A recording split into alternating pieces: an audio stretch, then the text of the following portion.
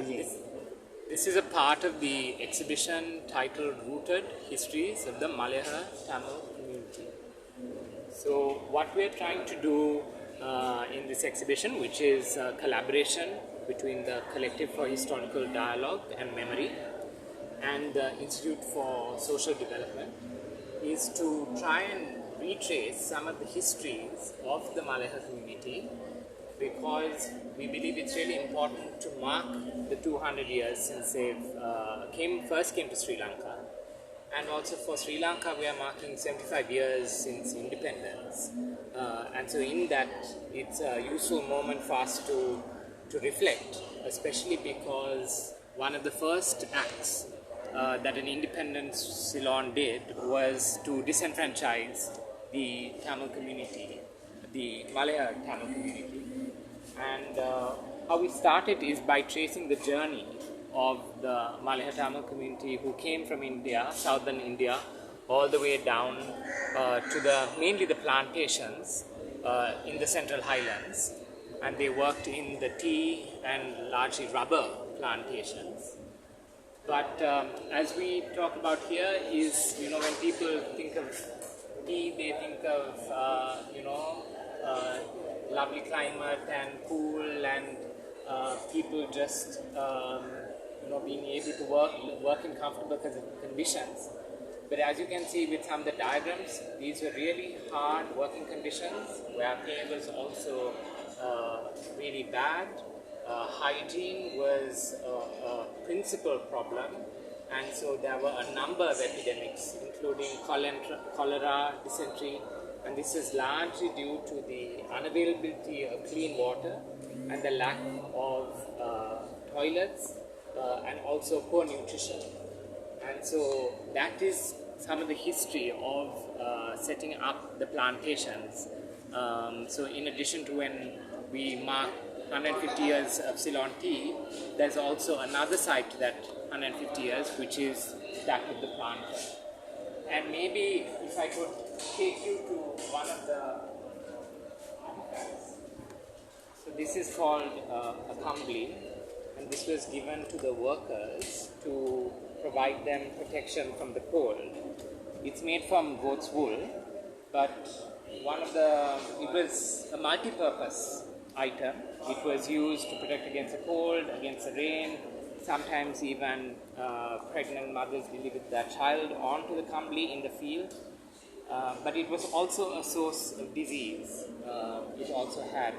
It would have had fleas, and it was very difficult to wash and dry out. And so, and people would get chills. So this is a complicated article in the history of the community. I'd also like to show you this object. It's called Ingava, which is a very, one could say, not just colloquial, but also very terse way of talking to someone. And basically, it gives you the sets of phrases which the British planter would use. So you have here examples, do not drop the leaf from your hand, or do not pluck from the seed bearers.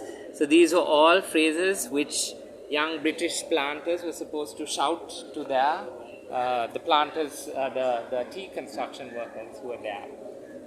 And so what we've tried to do is, in addition to the panels, also offer some artifacts that you can look at, which gives a sense of some of the key documents and objects that also color people's lives.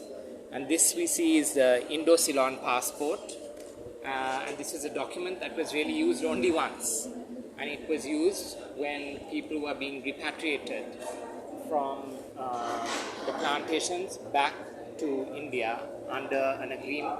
There were 3 agreements signed between India and Sri Lanka, which led to at least half the population, or 600,000 Malayalam, returning back to India. And here are some of the agreements and gazettes which were passed, including, this is a famous pact between Sirimal Bandanayake, Prime Minister of Ceylon, and Lal Bahadur Shastri, the Prime Minister of India, in 1964. And so what we do try and trace is different aspects. We also have a bit of the journey and the plantation, and now this looks at really about their democratic rights, tracing how they were de-citizenized. That means their citizenship was revoked for but a handful in the community, and that struggle to actually claim that right. And really, it's only in 2003 that really, the last set of people were given full citizenship. So as you may see, it's been a long 40-year struggle. And here we look at the electoral representation, about how in the first elections prior to independence, the Malayalam community had so many representatives.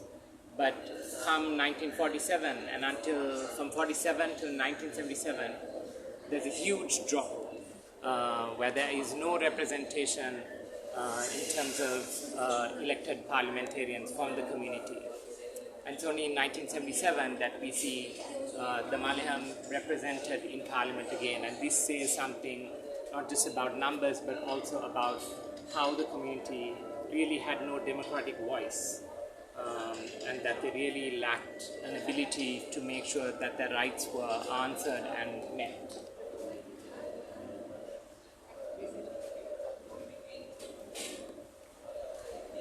Here we have recreated some of the posters from different decades. It includes things like the basic wage, and it also includes various the increments that people are fighting for. And then this is also an oral history of a woman who faced and had to flee in the riots, because there were a number of riots which affected, we think of generally the Sri Lankan Tamil population, but it also impacted the Malayalam.